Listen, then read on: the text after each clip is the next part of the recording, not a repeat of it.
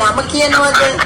කරුණාකරලා ඔයාගේ නමයි රෑන්ක් එකයි ඔය ඒ ටික කියනවද? මොනවද වෙන්න ඕනේ?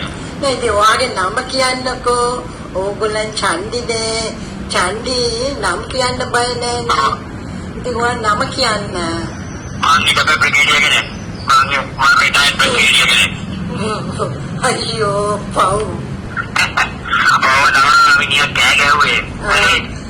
එකම් බොරුල බලම් බොල පුම්බලාගේ ඉන්න බාවයි. පුලන් අර පුලන් මෙච්චර දෙයක් නැති වෙනවා. ආඩේ නෝයි. හොඳමයි. පාඩුවේ කොහමද ඉන්නේ? පාඩුවේ පුළුවන් නඩු ගාට පස්සේ.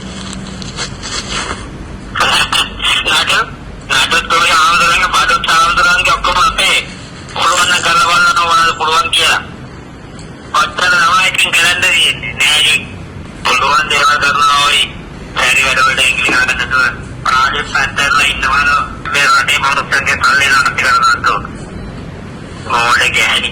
හමුදාපතිතුමනි මට පැහැදිලි කරනවද ලංකාවේ ව්‍යවස්ථාවේ තියෙන නීතියට වඩා හමුදාවේ නීතිය ඉහළින්ද තියෙන්නේ. මේ කරන් ගිහිල්ලා මරන්න පුළුවන් කියලා